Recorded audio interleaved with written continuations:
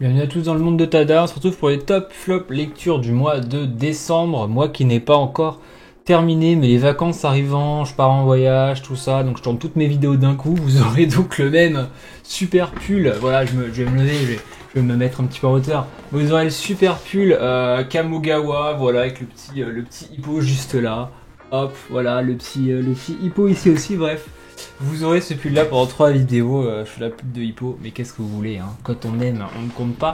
Pull qui m'a été gracieusement offert d'ailleurs. Pour un Noël en avance. Bref, on s'en fout, top et flop du mois. Vous aurez le droit à cette sublime moustache et ces super boucles de merde espagnol, voilà, pendant 3 vidéos.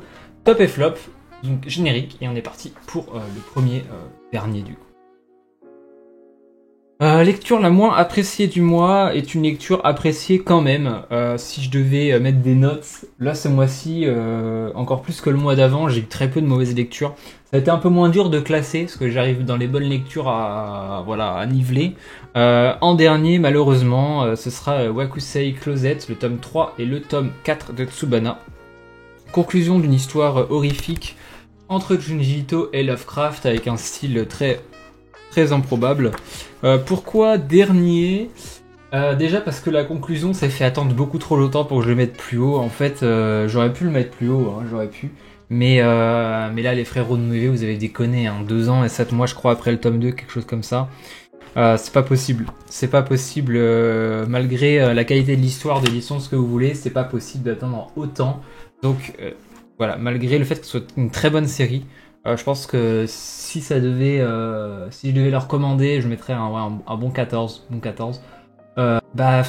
Trop d'attentes les frérots, c'est pas possible. L'histoire est très bien, la conclusion elle est très bonne. Voilà, c'est rare d'avoir une bonne conclusion, surtout dans des mangas aussi courts. Mais la conclusion est très bonne. Donc n'hésitez pas à y aller sur cette série maintenant que c'est terminé. Ça peut être une belle intégrale pour Noël ou après les fêtes si vous avez de l'argent à Noël. Mais si vous aimez un petit peu horreur cosmique, voilà, un petit peu viscérale, ça peut vous parler. Malgré tout, je peux pas le mettre plus haut pour plein de raisons. Voilà, déjà pour plusieurs raisons dites avant, mais sinon très bonne série. Voilà, et très belle qualité d'édition aussi. Donc c'est à se demander pourquoi est-ce qu'ils mettent autant de temps. On reste dans cette tranche des 14 à peu près. Moins bien, je trouve, que Funérailles le mois dernier. Freak Squill, donc les origines du monde de Florent Maudou. Voilà, avec nos trois héros, Ombre, Xion Mao et Chance, qui vont nous suivre durant toutes ces aventures. C'est une BD en fait, une bande dessinée, un petit peu roman graphique, comics, manga, ce que vous voulez, qui raconte l'histoire d'une école donc de super héros au pouvoir un petit peu tiré de différentes croyances, mythologies et autres. C'est très bien. Pourquoi est-ce que je le mets si bas? C'est que ça reste un peu trop... En fait, le problème c'est que j'ai commencé par Funérailles, je pense que c'est ça le problème. C'est que c'est bien Freak Squill, hein, c'est très bien, c'est super, il y a plein de bons trucs, je vous l'ai dit, ça devient très mature en fait. Au bout d'un moment, au début c'est un peu MHA-like, et très vite on tourne dans du drame un peu plus politisé, etc., avec beaucoup de choses liées à notre monde actuel, énormément de références à la pop culture, mais quand je dis énormément, c'est énormément. Vous avez grandi dans les années 90, début des années 2000, vous allez en prendre plein la tronche de références, il y en a absolument partout. Le dessin, il est très très beau, génialissime. On a un super personnage, celui de Funérailles. Mais Funérailles étant ce qu'il est, m'a vraiment donné envie de lire cette série Funérailles. Et Freak Squill, retomber dans ce truc de super-héros qui se cherchent avec plein de petites quêtes secondaires dans tous les sens. Là où Funérailles, on a vraiment un truc très Game of Thronesque. Je sais pas. Ça m'a beaucoup plu, hein. Énormément, je la revendrai pas, au contraire, ça m'a même donné envie de lire tout ce que Maudou avait fait, mais voilà, contrairement à ce que j'ai lu après, ça aurait pu être plus haut, on va dire ça comme ça. On va continuer avec toujours chez 14, on va rester dans les choses françaises. Dôme, le tome 2, incontestablement meilleur que le tome 1. Le tome 1 était déjà cool, je vous l'avais dit, mais alors le tome 2, on a passé un cap en termes de prod, que ce soit graphique ou de découpage, d'écriture, même au niveau des trames, du fond, de ce que vous voulez. On est sur un manga qui est beaucoup plus propre que le tome 1, l'univers graphique et la patte graphique de l'auteur, donc de Mimo, se fait bien ressortir dans ce tome-là, donc c'est cool, on a enfin, ça s'affirme, c'est très sympa. Les combats sont vraiment bien, L'histoire, j'ai un peu du mal encore à voir où ça va aller. Je vois le côté pouvoir, etc. est très bien mis en valeur dès le début, plein de persos, entre autres. Mais petit bémol, très petit bémol, je pense que ça manque d'un petit suivi, d'un suivi éditorial ou peut-être d'assistant ou d'un truc en plus. Il manque un tout petit truc pour que ça soit vraiment plus haut dans mes lectures. Malgré tout, je vais acheter le tome 3 qui va sortir ou qui est sorti en décembre parce que j'ai bien envie de savoir la suite. Et il y a des très très bonnes idées, notamment en termes de combat et de chorégraphie. Il y a des super idées. Donc voilà, si vous pouvez vous procurer Dome, moi je vous conseille vraiment. Ça soutient en plus un auteur indépendant. Donc on aime. Et on va rester donc dans le manga français avec Space Punch juste au-dessus de Dome. On est quasiment sur la même histoire, on va pas se mentir. C'est une histoire de guerre de gang, de yakuza, etc. avec une partie pouvoir. Là où dans Dome, les pouvoirs sont, je trouve, bien mieux mis en valeur que dans Space Punch, parce que les pouvoirs sortent de nulle part, et pour le moment, en 4 tomes, je sais pas si ça va spoil lui dire ça, mais il y a que les héros qui en ont. Donc, c'est à se demander pourquoi les avoir mis. Voilà, parce que ça rend en fait les héros trop forts. Mais par contre, en termes de production, de dessin, etc., voilà, faut dire ce qui est, c'est beaucoup plus propre que peut l'être Dome. Donc c'est pour ça que je l'ai mis au-dessus de Dome. Mais si c'était le même dessin, ça serait en dessous. Il faut dire ce qui est. Là, ce qui sauve Space Punch, c'est très bien, hein, attention. Mais ce qui sauve Space Punch, c'est la qualité en fait. C'est un manga qui est trop qualitatif pour être plus bas. Donc super, et on a un bon suivi de la part d'Ankama. On a un tome par an à peu près, 1 ou 2 tomes par an. Il y a un pack pour Noël avec les 3 premiers moins chers, donc allez-y, voilà, c'est une valeur sûre. Allez, on passe au 15. Beaucoup stratège, tome 5, voilà. Pas plus haut dans le classement, parce qu'après il y a vraiment des trucs assez fous. Tome 5, tome qui se concentre sur la guerre, les enfants durant la guerre, etc. Un tome un peu plus posé. Moins de guerre, plus de côté comment ça se passe dans les villes, voilà, les petits coups fourrés, les machins. C'est sympa. Moi j'aime bien beaucoup, hein. Moi je trouve ça bien beaucoup. Franchement, j'aime beaucoup. J'aime beaucoup, Osoboko. Pour ceux qui aiment bien la cuisine. Non, super. J'ai hâte d'avoir la suite. Je pense que c'est encore une fois un must-have si vous aimez le manga comme Kingdom, historique.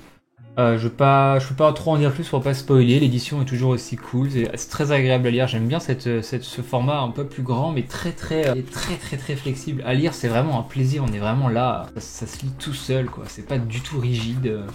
Ça se lit tout seul, c'est super. Voilà, je vous passe rapidement, vous voyez ce que vous voulez. Hop, il n'y a pas eu de spoil. Wow, vous avez rien vu. Bref, voilà, Boko, de toute façon vous connaissez mon avis sur Boko. Et j'ai été étonné de savoir qu'en fait, il y a eu 5 tomes cette année. C'est sorti en mars ou en avril. C'est sorti assez vite. Donc merci à Vega pour ça. Voilà, si vous passez par cette vidéo, Vega, je vous remercie de sortir Boko aussi rapidement. On reste sur les 15 et demi, hein, on arrive vers 16. Les 2 tomes de Dreamland, j'ai lu ce mois-ci, 6 et 7. Relecture de Dreamland version 2023. Manga qui m'a accompagné durant ma tendre découverte des mangas, justement, à l'époque. Donc vers les années, je sais plus, ça a commencé quand, Dreamland 2004 ? Chose comme ça, 2004-2005. Donc j'avais commencé au tout début, j'avais lu jusqu'au tome 9-10 je crois, de Dreamland, ou 11. Et après j'avais pas lu la suite, donc voilà, très hâte d'avoir la suite, parce que là la relecture se fait super bien. Le manga, et je regardais un souvenir un peu brouillon par moment, voilà, sans tomber non plus dans l'exagération, mais un petit peu incompréhensible en fait par moment, que ce soit dans les pouvoirs, la quête des héros ou autre. Et en le relisant, c'est pas si brouillon que ça. Voilà, c'est même pas si brouillon que ça. En termes d'histoire, d'univers et autres, on est un petit peu sur... vous allez... Attention la métaphore. Vous prenez One Piece avec toutes les îles, les univers par île. Sauf qu'au lieu de faire 15 tomes par arc et de s'emmerder que ce soit mal dessiné, là c'est 1 ou 2 tomes par arc, c'est bien dessiné et ça avance plus vite. Voilà, c'est donc j'aime bien. J'aime bien, c'est super, les combats sont très cool et j'ai hâte d'avoir la suite. Et dans mes souvenirs, on est là en tome 7, on est à la moitié, alors on n'est pas à la moitié du manga, mais on est à la moitié du gros arc jusqu'à la fameuse guerre qu'il prépare depuis le début, je crois qu'il arrive au tome 15.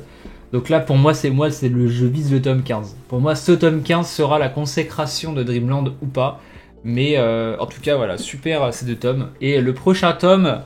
DMTC, va y avoir du cul. Allez, 16 sur 20. Fire Force, tome 32. On approche de la fin, un peu moins haut que le tome d'avant. Parce qu'on est plus sur de l'humour sur ce tome-là. Voilà, l'explication du pouvoir de Tamaki. Pourquoi est-ce qu'il est toujours à poil? Parce que oui, il y a une explication. Une explication. Elle est pas à poil pour rien, elle est pas sexy pour rien. Il y a une raison à tout ça. La raison, en plus, elle est crédible, c'est ça le pire. Dans cet arc final, elle est crédible, elle passe. Et voilà, c'est super. Moi, j'aime beaucoup. Il reste plus que 2 tomes. Un petit peu déçu, même très déçu, qu'on n'ait pas fini en 2024. Parce il restait vraiment très peu de tomes. Et on a eu un tome, je crois que de base c'était un tome tous les 3 mois. Ils ont accéléré en 2023 à un tome tous les 2 mois. Et franchement, pour la fin de la série, en plus c'est Kana, ils ont les moyens. Ils auraient pu finir la série pour 2024, pour 2023. Ça aurait évité parce que là, le prochain tome, je crois qu'il sort en février ou en mars, donc on va devoir attendre mai ou juin pour avoir la fin de Fire Force. Il reste que 2 tomes qui sont sortis depuis 1 an et demi ou 2 ans au Japon. Non, franchement, alors je sais qu'ils ont une nouvelle série à mettre en avant, mais c'est aussi bien de boucler des séries.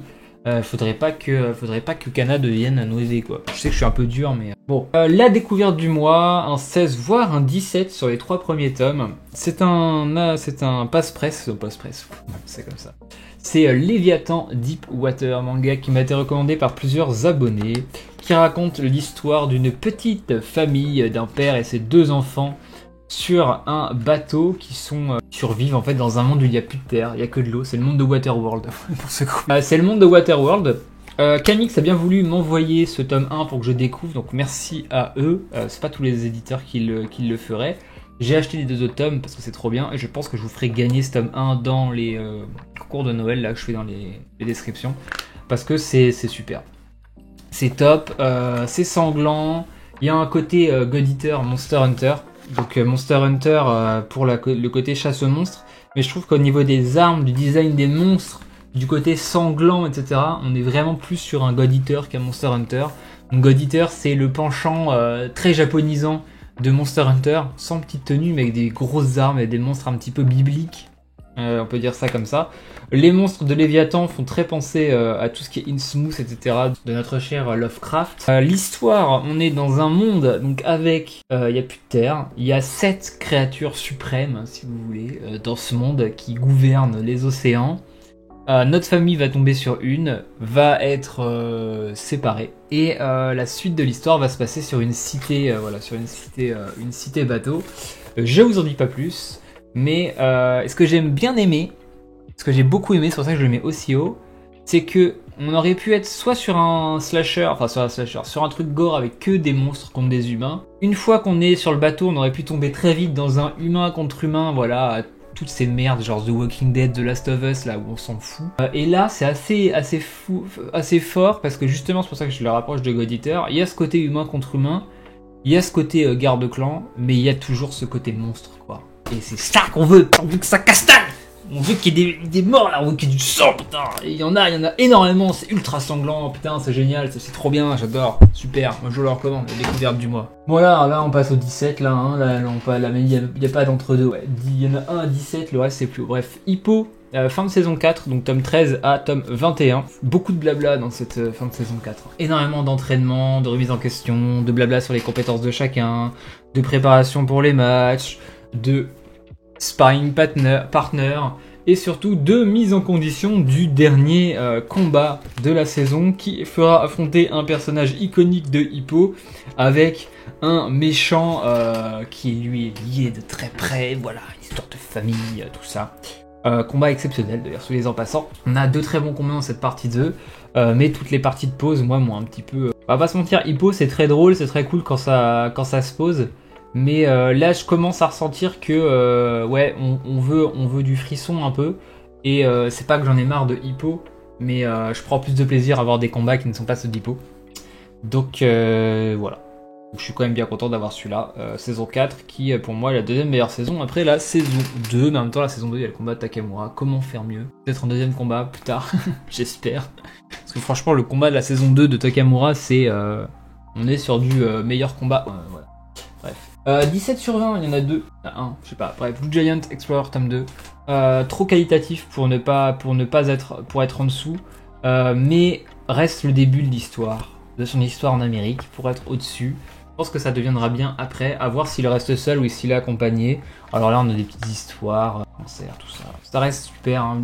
Blue Giant, ça reste mon top 3 Top 3 manga ever, y a rien à dire, c'est vraiment bien, Dai est trop cool. Il avance, il continue à parcourir le pays, il y a toujours des petits moments qui nous font nous dire bah, que c'est beau quoi. Il y a que la musique pour faire ça. Et c'est un cadeau ce manga, voilà, c'est un cadeau. En vrai, je peux même pas, j'en parle tellement souvent que je peux même pas dire que c'est bien parce qu'en fait tout le monde sait que c'est génial. Donc on va passer à la suite. Alors, les liens du sang, on est sur un 17 voire 18. Tome 14 sur 17, série finie depuis maintenant quelques mois au Japon, qui prend son temps en France, hein, on sait que vous aimez faire des collectors de My Hero Academia, de Jujutsu Kaisen, mais n'oubliez pas, vous avez d'autres séries, j'avais déjà dit, mais bon, on fait comme on peut. Je trouve que c'est un éditeur qui est un peu trop sous-coté, surcoté, si on veut se parler en langue de jeunes. Ils ont énormément de bonnes séries, mais ils ont des décisions éditoriales qui sont par moments un peu lunaires. Voilà, c'est-à-dire qu'ils vont préférer mettre en avant certaines choses, imprimer certaines choses, être rapide sur certaines choses, en dépit d'autres, et je trouve que malheureusement, les liens du sang mériteraient un peu plus d'attention de son éditeur, même si l'édition est très quali, etc. Hein. Mais vous voyez, il y a quelques pages, alors on le voit peut-être pas, mais quelques pages légèrement transparentes, là, voilà. Ça arrive assez souvent, même si c'est qualitatif, je sais pas. Mais en dehors de l'édition, par contre, la série est très très bien. J'avais déjà dit une des meilleures séries en cours. Donc lisez Shoujo Chimie. Bon bah alors là on est sur du 19 sur 20 hein. Voilà 19 sur 20, la couverture à l'envers parce qu'elle se regarde comme ça. Tome 4 d'Atsushi Kaneko. Là malheureusement malgré l'édition que je critique à chaque fois et que je pourrais continuer à critiquer hein, parce qu'elle est très critiquable cette édition, elle est fragile comme pas possible. Je l'ai posé une fois je crois le bouquin et il est déjà, pas trop avec le focus, mais il est déjà un peu abîmé. Le papier, c'est bizarre parce qu'il a l'air ultra fragile et il l'est pas.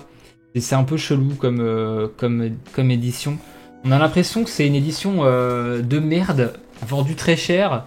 Mais en fait, je pense que ça l'est pas. Je pense que c'est une bonne édition en termes de qualité. Mais je sais pas, il y a des trucs qui vont pas. Mais en fait, comme c'est Kaneko, que l'histoire elle est là-haut. D'ailleurs, je voyais que Adrien de Sexo Manga, qui lisait, ne connaissait pas The Boys. Je pensais que c'était très connu, donc ça me permet de parler de The Boys. Si vous aimez Evol, regardez la série The Boys sur Amazon, actuellement 3 saisons. C'est une série où les super-héros ne sont pas si super, voilà. Un petit peu comme Evol en fait. C'est un petit peu le copier-coller d'Evol et on va avoir une pseudo-ligue de vilains qui va... Regardez The Boys, c'est super. C'est vraiment... Je pense qu'Evol c'est très très inspiré de The Boys, qui est un comics d'ailleurs à la base. The Boys, Invincible, tout ça c'est un peu... Evol, c'est un peu la même... Pour ceux qui lisent du comics, qui regardent des séries, Invincible animé sur Amazon, le comics chez Delcourt, je crois, The Boys, le comics chez Panini, qui existe maintenant en format intégral, et la série chez Amazon Prime aussi, et Evol chez Delcourt. Voilà. D'ailleurs c'est marrant qu'ils ont le fait qu'ils aient et Invincible et Evol et qu'ils aient pas fait d'opération conjointe, parce qu'on est un peu sur le même truc. Super, alors, rien à dire de plus, super, Atsushi Kaneko. On continue dans les tops, donc là on est sur 19,5 sur 20, hein, presque la perfection. En vrai on va mettre 20 parce que c'est Kingdom. Top 2, là vous dites pas c'est top 2, et il y a un top 1 après. Et oui, il y a mieux que Kingdom ce mois-ci, donc les tomes 67 et 68 de Kingdom. On arrive à la conclusion d'un arc qui était fantastique et absolument, mais c'était une boucherie sans nom cet arc. Un arc où le personnage de Kanki est beaucoup mis en avant, ainsi que son armée, sur la conquête d'une cité. On a dans ces arcs-là à nouveau des nouveaux personnages féminins qui sont incroyables. Comme toujours dans Kingdom, ça c'est vraiment un truc que je trouve génial dans Kingdom, c'est que les persos féminins sont assez fous. Contrairement à d'autres mangas, genre Jujutsu Kaisen où c'est de la merde. Oh putain, je crois que je suis malade. J'ai cru dire que Jujutsu Kaisen c'était vraiment de la merde. Excusez-moi. Bref, Kingdom, que dire de plus sur cet homme-là? Vous le savez, c'est la meilleure série en cours, c'est le meilleur manga de tous les temps. Rien de mauvais. 19,5 sur 20, 20 sur 20, 20 sur 20, voilà. Mais malgré tout, c'est top 2. Ce mois-ci, assez étonnant que ce soit, il y a bien un manga que j'ai préféré ce mois-ci, mais voilà, donc Kingdom, lisez-le. Et donc le tome 1, le top 1 attendu, plus de 20 sur 20, 23 sur 20, 24 sur 20, 25 sur 20, 30 sur 20, que dis-je? Il s'agit, roulement de tambour, tac tac tac, de Kingdom, tome 69. Je vous ai bien eu. Vous avez vraiment cru que je n'avais autre chose que Kingdom au tome 1. Bref, ce tome 69 à lui tout seul mérite une top 1 place. Il rejoint, je me retourne pour voir les numéros, le tome 13, 22, 33, 58 de Kingdom. Je crois qu'il y en a un dans les 40 aussi, il faudrait que je regarde, je crois que c'est le 41, à vérifier. Il rejoint ces tomes qui sont dans Kingdom tellement au-dessus du lot, mais à un point. C'est-à-dire que Kingdom, c'est déjà un 20 sur 20. Vous voyez, c'est déjà la meilleure série en cours. En termes de dessin, de scénario, d'histoire, de tout ce que vous voulez. C'est un truc de ouf, Kingdom. Mais il y a quelques tomes, il y a quelques tomes de Kingdom, quelques-uns, qui sont encore mieux que la perfection. Je sais que je suis dithyrambique sur Kingdom, mais là c'est un délire.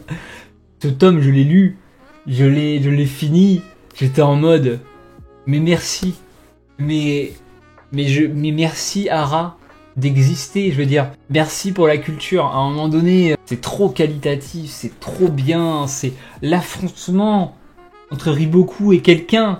Pas là, la fin de l'affrontement, pas là, le scénario, pas. Super. Top 1 de très loin, voilà, la consécration de petit trône, voilà, avec les autres tomes. Kingdom, le roi des mangas, comme Heisei sera le roi de la Chine unifiée. Merci à tous pour ce top et flop, vous l'avez compris, c'est mon avis hein, pour tous ces tomes. N'y voyez aucun mal à ceux qui sont fans de Jujutsu Kaisen qui a pris cher durant cet épisode. Mais là, faut que ça sorte, je veux dire, faut que j'évacue. Avant-dernière vidéo de l'année, la dernière vidéo sera les meilleures nouveautés de 2023, selon moi. Encore une fois, selon moi, selon mes goûts. C'est pour ça que vous me regardez, je sais, je suis clivant, je suis très... j'aime un truc, soit j'aime beaucoup, soit j'aime pas. Hein, et je mâche pas mes mots, je sais que ça peut choquer certains.